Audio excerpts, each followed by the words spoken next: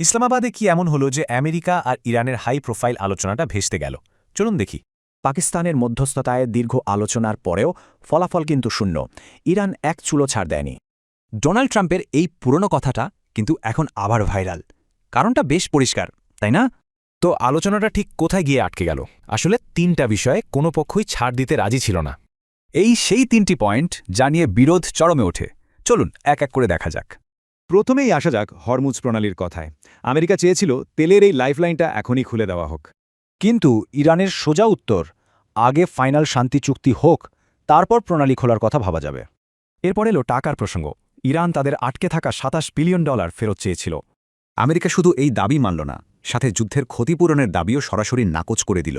আসলে এটা শুধু কূটনৈতিক আলোচনা ছিল না, এটা ছিল একটা স্নায়ুযুদ্ধ আর ক্ষমতার খেলা। একজন ইরানি কর্মকর্তার এই কথাটা দারুণ। মানে আমেরিকা চায় দ্রুত রেজাল্ট, আর ইরান সময় নিতে রাজি। আর দেখুন, আলোচনার সময়ই কিন্তু আমেরিকা পারস্য উপসাগরে নিজেদের যুদ্ধজাহাজ পাঠাচ্ছিল। ইরানের কাছে এটা পরিষ্কার ছিল, যা যুদ্ধ করে মেলেনি তা ভয় দেখিয়ে আদায়ের চেষ্টা চলছে। তবে এর পেছনে বাইরের শক্তিরও বড় একটা ভূমিকা ছিল, যারা আলোচনাটা হতে দিতে চায়নি। যেমন ধরুন, আলোচনার মাঝখানেই নেতানিয়াহুর এই যুদ্ধংদেহী ঘোষণা, এটা পরিস্থিতি আরও ঘোলাটে করে তোলে। ভাবা যায়, একটা বড় মার্কিন পত্রিকায় ইরানি কূটনৈতিকদের উপর হামলার মতো পরামর্শ দেয়া হয়। এমন একটা বিদ্বেষপূর্ণ পরিবেশে কূটনৈতিক সমাধান তো প্রায় অসম্ভব হয়ে পড়ে, তাই না? তো এখন কি হবে? আলোচনা তো ব্যর্থ, তাহলে এরপরের পদক্ষেপটা কি হতে পারে?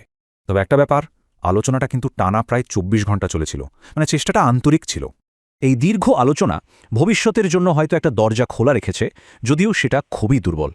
কূটনীতির পথ পুরোপুরি বন্ধ হয়নি, কিন্তু সত্যি বলতে নতুন করে সংঘাতের ঝুঁকি এখন অনেক বেশি।